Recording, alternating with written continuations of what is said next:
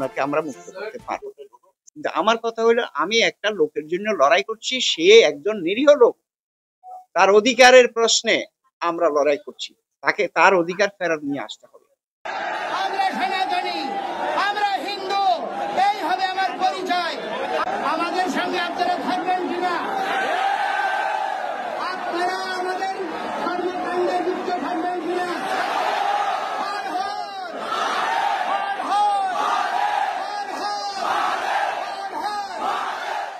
নতুন বছরে এই প্রথমবার আপনাদের জন্য প্রতিবেদন নিয়ে এলাম। বছর পাল্টে গেছে, কিন্তু আপনারা যদি ভেবে থাকেন বাকি সবকিছুই পাল্টে যাবে, আপনারা ভালো করে জানেন কিছুই পাল্টায় না। শুধু 2024 থেকে 2025 এসে গেছে। লড়াই আরো জোরদার করতে হবে, অন্যায়ের বিরুদ্ধে আপোষহীন লড়াই চালাতে হবে, যে লড়াইটা আমরা চালিয়ে যাচ্ছি। আপনারা যেভাবে 2024-এ আমাদের সঙ্গে ছিলেন, আশা করছি 2025-এও আপনাদের শুভেচ্ছা, ভালোবাসা এবং আশীর্বাদ আমাদের সঙ্গে থাকবে। 2024-এ আমি আপনাদের বারবার বলেছি, যারা আমাদের সঙ্গে জড়িয়ে আছেন, 2024-এ এক বছরে আপনারা দ্য নিউজ বাংলার জন্য প্রায় 7 লক্ষ সাবস্ক্রাইবার এনে দিয়েছেন। আশা করছি 2025-এ আমরা আরো জোরদার লড়াই করতে পারবো, এবং সেই লড়াইটা, সেই প্রতিবেদনগুলো আপনারা আরো বেশি মানুষের কাছে ছড়িয়ে দেবেন, এটা আমি জানি। আজকের প্রতিবেদনে শুধু এটাই বলতে চাই যে মৌলবাদী শক্তি যখন মাথাচাড়া দেয়, তখন তারা কিছুই দেখে না, দেশ পর্যন্ত নয়। দেশের ক্ষতি হয়ে যাক, কিন্তু আমরা আমাদের মৌলবাদী চিন্তাধারা কমাবো না। আর শাসক দল যখন এটাই ঠিক করে নেয়, তখন তাদের কাছে ন্যায় অন্যায়ের কোনো সীমারেখা থাকে না। যেটা পশ্চিমবঙ্গেরও আমরা আইন কানুনের ক্ষেত্রে দেখেছি, সেটা এখন বাংলাদেশে দেখছি। আজকে 2রা জানুয়ারি শুনানি ছিল চট্টগ্রাম আদালতে, চিন্ময় কৃষ্ণ মহাপ্রভুর শুনানি। তাকে আজকেও জামিন দেওয়া হলো না, উল্টে তাকে একজন ভয়ঙ্কর দেশদ্রোহী বলে দাগিয়ে দেওয়া হচ্ছে মোহাম্মদ ইউনূসের অন্তর্বর্তীকালীন সরকারের তরফ থেকে। ঠিক কি কি হলো আজকে সবটা দেখাবো আপনাদের। এই প্রতিবেদন শেষ অবধি দেখুন। আমি মানব, দ্য নিউজ বাংলায় আপনাদের স্বাগত জানাচ্ছি। আইনজীবী রবীন্দ্র ঘোষ যেটা আশা করেছিলেন যে চিন্ময় কৃষ্ণ মহাপ্রভুর জামিন হয়ে যাবে, সেই আশা নিরাশাতেই পরিণত হলো। চিন্ময় কৃষ্ণ মহাপ্রভুর জামিন আজকে হলো না চট্টগ্রামের মহানগর কোতোয়ালি থানাতে। কি করে হবে? মোহাম্মদ ইউনূসের অন্তর্বর্তীকালীন সরকার অনুমতি দেয়নি। চিন্ময় কৃষ্ণ মহাপ্রভুকে ছাড়া যাবে না। তিনি হিন্দুদের একত্রিত করছেন, গর্জন করে উঠেছেন, অন্যায়ের বিরুদ্ধে আপোষহীন সংগ্রাম করে তুলেছেন, যেটা এত বছর যাবৎ গোটা বাংলাদেশ কোনোদিন দেখেনি। আপনারা জানেন 1947-এ যখন দেশভাগ হয়, তখন তো বাংলাদেশ ছিল না, পূর্ব পাকিস্তান ছিল পাকিস্তানের অংশ হিসাবে। সেই সময় এই বাংলাদেশে, পূর্ব পাকিস্তানে 28% হিন্দুর বসবাস ছিল। এই মুহূর্তে এই 2024-এর শেষের দিকে এসে সেটা অফিসিয়ালি হয়ে দাঁড়িয়েছে 5%। 23% হিন্দু বাংলাদেশ থেকে বেমালুম গায়েব হয়ে গেছে। তাদের মধ্যে অধিকাংশ চলে এসেছেন ভারতের বিভিন্ন রাজ্যে, বেশিরভাগটা পশ্চিমবঙ্গে, আসাম, ওড়িশাতে। কিছু অংশ ধর্মান্তরিত হয়ে ওখানেই থেকে গেছেন, হিন্দু থেকে মুসলিম ধর্ম হয়ে গেছেন। কিন্তু যারা পালিয়ে এসছেন তারা আবার এই রাজ্যে এসে সেকুলার হয়ে গেছেন। আপনারা জানেন এগুলো। আজকে পরিষ্কার এই চট্টগ্রামের মহানগর কোতোয়ালি থানার যিনি দায়রা জজ আছেন, সেই মোহাম্মদ সাইফুল ইসলাম পরিষ্কার জানিয়ে দিল যে এখন জামিন দেওয়া যাবে না। কেন জামিন দেওয়া যাবে না? কারণ চিন্ময় কৃষ্ণ মহাপ্রভুর বিরুদ্ধে ভয়ঙ্কর দেশদ্রোহিতার অভিযোগ আনা হয়েছে। যে অভিযোগ যদি সত্য বলে প্রমাণিত হয়, তাহলে তার যাবজ্জীবন কারাদণ্ড অবধি হতে পারে। দেশদ্রোহিতা কি করেছিলেন চিন্ময় কৃষ্ণ মহাপ্রভু? তিনি চট্টগ্রামে একটা হিন্দু মহাসম্মেলনে ডাক দিয়েছিলেন, এবং সেই সম্মেলনে নাকি বাংলাদেশের জাতীয় পতাকার ওপর কেউ একজন একটা গেরুয়া পতাকা লাগিয়ে দিয়েছিল।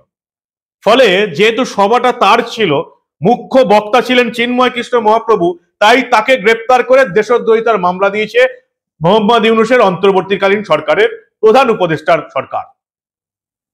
মামলা যিনি করেছিলেন তিনি হলেন বিএনপি নেতা ফিরোজ খান।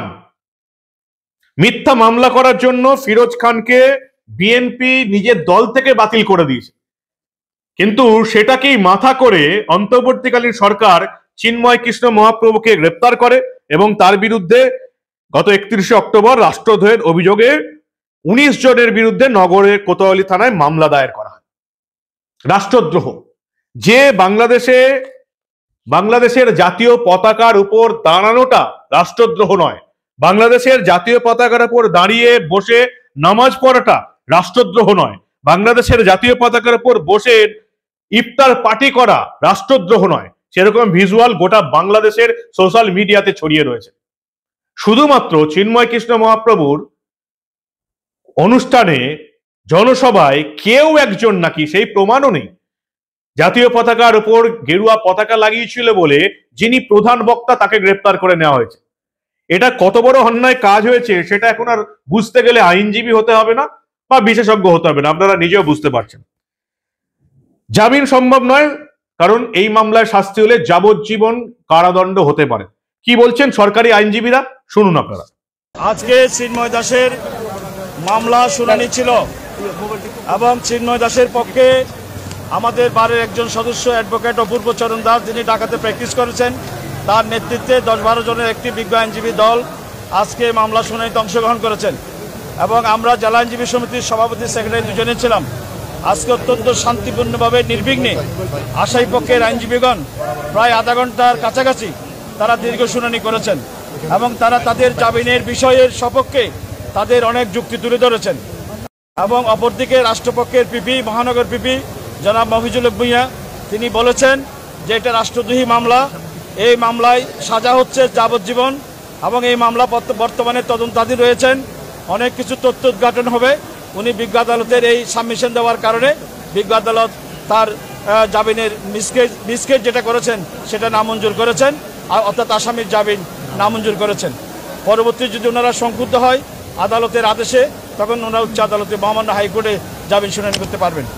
এখন বিষয় হচ্ছে, এটা আপনারা জানেন, এটা আমাদের আইনজীবীদের, আমরা যখন কোনো মামলার পক্ষে বিপক্ষে থাকি, আমাদের আসামি পক্ষে থাকলে আমাদের বক্তব্য থাকে, আসামির বাইরে বিপক্ষে থাকলে, বাদী পক্ষে থাকলে তারও একটা বক্তব্য থাকে। উনি ওনার বক্তব্যে বলেছেন যে উনি এই ঘটনাটার সাথে জড়িত ছিল না, উনি কোনো রাষ্ট্রদ্রোহী ঘটনা করে নাই, যে জাতীয় পতাকার কথা বলছে ওটার সাথে উনি সম্পৃক্ত না, উনি এই ধরনের বক্তব্যগুলো বলেছেন। কিন্তু আমাদের প্রথম বিষয় হচ্ছে, মামলার কেস হচ্ছে যে এটা রাষ্ট্রদ্রোহী। এটা পতাকাকে, একটা জাতীয় পতাকার উপর আরেকটি তাদের ধর্মীয় গেরুয়া পতাকা ওখানে টাঙানো হয়েছে। এটা হচ্ছে রাষ্ট্র মনে করেছেন, পুলিশ মনে করেছেন, বাদী মনে করেছেন এটা রাষ্ট্র অবমাননা। এই রাষ্ট্র অবমাননার মামলায় পিপি সাহেব সাবমিশন দিয়েছেন, বলেছেন এই মামলার সাজা হচ্ছে যাবজ্জীবন, মামলাটি তদন্তাধীন আছে। উভয় বক্তব্য শুনে বিজ্ঞ আদালত তাদের জামিন নামঞ্জুর করেছে। চিন্ময় কৃষ্ণ মহাপ্রভু তার হয়ে আদালতে সওয়াল জবাব করার জন্য, তাকে সাপোর্ট করার জন্য চট্টগ্রাম আদালতে 70 জন হিন্দু আইনজীবীর বিরুদ্ধে মামলা চলছে। পৃথিবীর কোনো দেশে আজ অব্দি হয়নি যে একসঙ্গে আইনজীবীরা নিজেদেরই কলিগ এতজন আইনজীবীর বিরুদ্ধে মামলা করেছেন। তার কারণ এই 70 জন আইনজীবী হচ্ছেন হিন্দু আইনজীবী, যারা চিন্ময় কৃষ্ণ মহাপ্রভুকে জেল থেকে মুক্তির জন্য লড়াই করছিলেন। আইনজীবী মহলেও এখন দুটো ভাগ হয়ে গেছে বাংলাদেশে। কি অদ্ভুত না, মুসলিম আইনজীবী, হিন্দু আইনজীবী, 70 জন হিন্দু আইনজীবীর বিরুদ্ধে মামলা চলছে। আজকে আমরা দেখলাম বাংলাদেশ সুপ্রিম কোর্টের 11 আইনজীবীর একটা দল চিন্ময় কৃষ্ণ মহাপ্রভুর পক্ষে জামিনের সওয়াল করলেন, কিন্তু জামিন পেলেন না। কি করে পাবেন?